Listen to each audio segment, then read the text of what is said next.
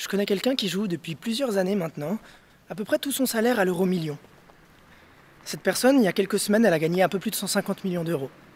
Elle va pouvoir acheter tout ce qu'elle veut dans la vie. Elle va pouvoir mettre tous ses proches dans le confort, toute sa famille, tout son entourage. Elle va plus jamais avoir besoin de travailler. Elle va être tranquille jusqu'à la fin de ses jours. Cette personne, elle a gagné à peu près un peu plus de 150 millions d'euros. D'accord ?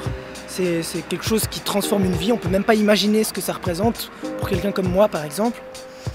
Et pourtant, le fait d'avoir joué à l'euro-million, c'est certainement la chose la plus débile qu'elle ait jamais faite. Et je vais vous expliquer pourquoi dans cette vidéo.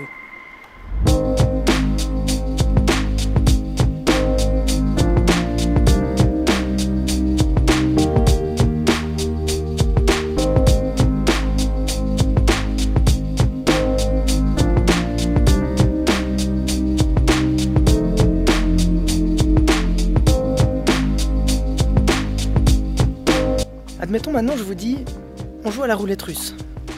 Si tu gagnes 1 million d'euros. Donc tu as une chance sur 6 de mourir. Vous savez, la roulette russe, on prend un flingue, on met 5... il y a 6 emplacements, on va dire, de balles. On n'en met qu'une dedans, il y en a 5 qui sont vides. On fait tourner le barillet, je crois que c'est comme ça que ça s'appelle. Et on se la met sur la tempe et on tire. Vous jouez à ça, vous avez le droit juste à un tir. Vous avez 5 chances sur 6 de survivre et de gagner 1 million d'euros. Une chance sur 6 de mourir. Est-ce que vous jouez ? Alors peut-être que certains d'entre vous, comme ça, spontanément, diraient « Ben oui, ça vaut la peine pour 1 million ». En vrai, si je vous mets le flingue devant les yeux, je suis persuadé que votre décision sera différente. Mais c'est pas là où je veux en venir. Là où je veux en venir, c'est que si aujourd'hui je vous disais « Je connais quelqu'un qui a joué à la roulette russe et puis qui est mort », mais s'il gagnait, il gagnait 1 million, votre premier réflexe serait de me dire « Putain, mais il est complètement con celui-là, pourquoi il a joué à la roulette russe ?» Et si c'était quelqu'un que vous connaissiez, vous diriez la même chose, on est d'accord. Et pourtant, on pourrait croire intuitivement que si la personne elle a joué à la roulette russe et qu'elle a survécu et qu'elle a gagné 1 million d'euros, elle a bien fait. Et là où je veux en venir, c'est que c'est exactement ce qui s'est passé avec le cas de cette personne qui joue à l'euro-million. Cette personne, si elle a gagné à l'euro-million, c'est pas parce qu'elle a joué. On entend souvent cette phrase « Oui, mais tous les joueurs, tous ceux qui ont gagné ont participé. » Ou « Si tu joues pas, tu peux pas gagner. » Ou tous les gagnants ont tenté leur chance, etc. Non, c'est un énorme mensonge. Si quelqu'un a gagné à l'euro-million, c'est parce qu'il a eu de la chance. C'est pas parce qu'il a joué à l'euro-million.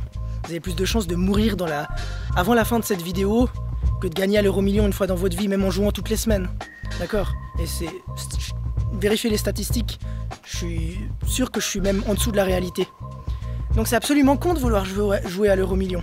Parce que vous allez très probablement perdre tout votre argent. Et cette personne, elle aurait pu continuer comme ça à jouer pendant des décennies. Et très certainement que à côté, à d'autres endroits, il y a plein de gens ailleurs qui ont continué de jouer et qui gagneront jamais et qui vont dilapider tout leur argent. Alors que si ces gens, tout l'argent qu'ils ont mis à l'euro-million, ils le mettaient de côté, ils pourraient lancer une entreprise ou réaliser leurs rêves plusieurs fois dans leur vie. Mais tout à coup, il y en a un qui gagne et puis il est persuadé qu'il a fait le bon choix. Et puis il dira à tous ceux qui lui disaient qu'il est con de continuer de jouer parce qu'il dilapidait sa fortune « Je vous avais bien dit que c'était une bonne chose de jouer à l'euro-million ». Alors que c'était vraiment une énorme connerie. Alors, un petit scoop, en fait je connais personne qui a gagné à l'euro-million. C'était un petit mensonge que je vous ai fait, mais c'était pour attirer votre attention. Le résultat, il ne doit pas influencer la qualité d'une décision. Ou plutôt, le résultat n'influence jamais la qualité d'une décision. Si vous prenez une bonne décision, alors au moment où vous la prenez, c'est une bonne décision. Et si vous prenez une mauvaise décision, alors au moment où vous la prenez, c'est une mauvaise décision. En fait, c'est le nombre d'arguments en faveur ou en défaveur d'une décision qui fait que c'est une bonne ou une mauvaise décision.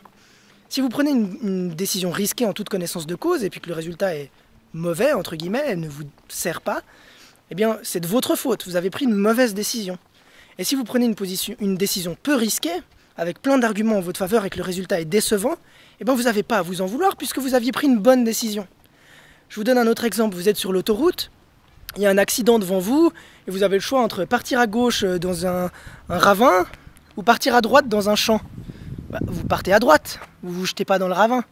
Pas de bol, vous arrivez dans le champ et puis il y avait un rocher planqué et puis vous vous éclatez dedans et puis vous êtes paralysé à vie. C'était quand même la bonne décision d'aller dans le champ ou bien. Parce que dans le ravin, vous étiez quasiment sûr d'y passer. Peut-être même que dans le ravin, vous ne saviez pas, mais au fond du ravin, en fait, il y avait un lac. Et puis avec l'axe de la voiture, en fait, vous auriez rien eu. Vous auriez été amorti par l'eau et puis vous auriez eu le temps de sortir indemne de la voiture. Mais ça aurait été quand même la mauvaise décision de vous jeter dans le ravin, on est d'accord? Alors intuitivement, comme ça, on se dirait que non. On se dirait, ah mais il est con, parce que si... Ah malheureusement, il n'était pas au courant, mais la bonne décision, ça aurait été de se jeter dans le ravin. Mais non, à aucun moment la bonne décision aurait été de se jeter dans le ravin. Puisqu'absolument personne ne pouvait savoir ce qui allait se passer à ce moment-là, et puis que la décision a dû être faite très vite, et puis que vous avez pris la bonne décision au bon moment. Pourquoi je vous explique tout ça? Parce que c'est absolument absurde de s'en vouloir d'avoir pris une mauvaise décision quand c'était une bonne décision. C'est pas parce qu'aujourd'hui vous aviez pris un risque ou vous aviez décidé de quelque chose et que ça n'a pas eu l'effet escompté que vous avez pris la mauvaise décision. Je vois trop souvent des gens lorsque je les accompagne qui regrettent des choix du passé. Alors qu'au moment où ils ont pris la décision, c'était absolument la meilleure chose à faire.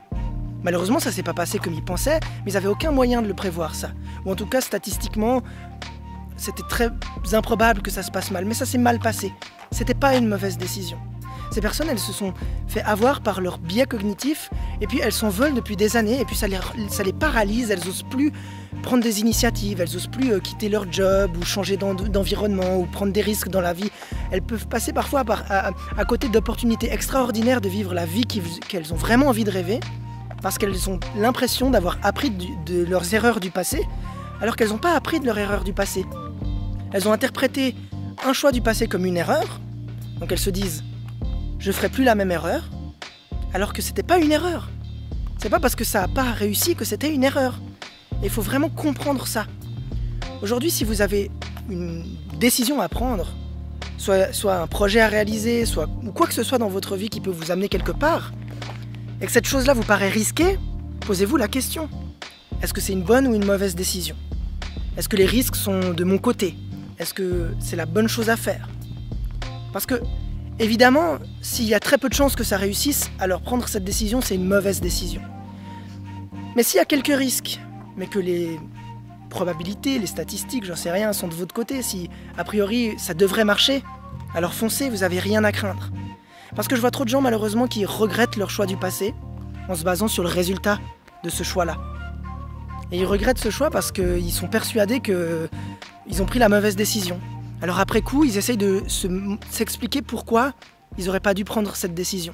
Alors ils se disent ah mais il y avait tel élément qui aurait dû me mettre la puce à l'oreille, ou j'aurais dû le savoir, je me suis pas écouté. Et ils commencent à se trouver tout un tas d'excuses de pourquoi ils n'auraient pas dû prendre cette mauvaise décision. Comment ils auraient pu faire mieux. Mais ils n'auraient pas pu faire mieux. Et vous êtes peut-être dans ce cas-là où il y a des choses dans votre vie que vous regrettez, et après coup, vous trouvez plein de raisons pour justifier le fait que ça n'ait pas marché. Peut-être qu'une fois, vous avez pris une mauvaise décision et puis ça a marché. Et puis vous avez commencé à répéter un schéma en pensant que la première fois que vous aviez pris cette mauvaise décision et que ça a marché, ça avait une valeur. Comme la personne qui se dit « j'ai appris de mes erreurs », elle pense que c'est une erreur alors que ce n'en était pas une, et bien vous pensez que c'était une bonne décision alors que ce n'en était pas une. Et donc vous commencez à reproduire des schémas qui vous ont apporté une fois quelque chose que vous n'auriez pas dû recevoir parce que c'était juste la chance qui vous a apporté ça et pas la qualité de votre décision. Et donc vous commencez à répéter ce schéma-là. Aujourd'hui, je vois trop de gens qui disent pas ce qu'ils pensent, qui sont enfermés dans leur monde, qui se retiennent de faire des choses.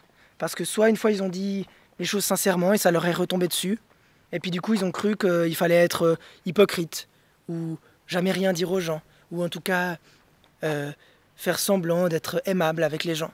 Du coup, quand quelqu'un les emmerde, ils leur disent plus. Parce qu'une fois, ils ont protesté et puis ils ont pris ça dans la tronche. Ou ils ont fait la tentative de réaliser un projet et puis ça leur est retombé dessus. Et je vois trop de gens aujourd'hui dans la vie qui sont enfermés, qui sont dans une espèce de prison de leur propre vie. Parce qu'une fois, ils ont pris la bonne décision de dire quelque chose de sincère, ou la bonne décision de tourner la page sur quelque chose, ou de claquer la porte d'un boulot, ou de faire quelque chose, et ils ont regretté cette décision pendant des années. Alors qu'au moment où ils l'ont prise, c'était peut-être la meilleure décision à prendre. Ce que je veux dire par là, c'est que... Et là, je vais rentrer gentiment parce qu'il commence à pleuvoir et je vais me faire rincer. Ce que je veux dire par là, c'est que... il faut pas prendre plein de décisions en se disant de toute façon, le résultat, il a rien à voir avec la décision, il faut passer à l'action et puis on verra bien. C'est pas ça que je suis en train de vous dire. Parce que prendre plein de décisions en se disant on s'en fout du résultat, ça veut dire forcément prendre aussi plein de mauvaises décisions. Ce que je suis en train de vous dire, c'est d'accorder plus de temps, plus de réflexion aux arguments des décisions que vous prenez. Mais qu'une fois que vous les preniez, vous ne regardiez plus en arrière. Parce que la qualité d'une décision, elle se mesure au moment où on la prend, et pas au moment où on en voit le résultat. Si au moment où vous avez pris une décision, c'était la meilleure chose à faire, alors la pire erreur que vous puissiez faire, c'est de regretter. Et puis si une fois vous avez eu de la chance, prenez le temps de le reconnaître. Dites-vous que vous avez eu de la chance, ça vous évitera de répéter des erreurs en pensant que le résultat va être bon. C'est pas parce qu'une fois vous avez réussi quelque chose et que vous avez été chanceux que ce que vous avez fait était la bonne solution. Parce que souvent on répète des erreurs parce qu'une fois, cette erreur nous a apporté quelque chose de positif. Et on croit à tort que c'était la bonne chose à faire. Et si vous avez bien compris cette vidéo, vous devriez cerner qu'il y a les deux penchants. Des fois on arrête de faire des trucs qui sont bien pour nous parce qu'on a eu une mauvaise expérience et on attribue ça à la décision qu'on a eue de faire cette chose-là, alors que ça n'a rien à voir. Et donc on se restreint, on s'empêche de vivre la vie qu'on veut, parce qu'on est persuadé que ça va nous retomber dessus, alors qu'il n'y a aucune raison que ça nous tombe dessus. On n'a peut-être juste pas eu de chance. Et puis il y a aussi plein de fois où on répète encore et encore des erreurs, en pensant qu'on va réussir à avoir un résultat comme on a eu une fois, alors que c'était juste de la chance. Prenez le temps d'y penser. Prenez le temps de vous plonger vraiment là-dedans. Et si jamais vous avez des regrets par rapport à des décisions passées, sachez que vous êtes en plein biais.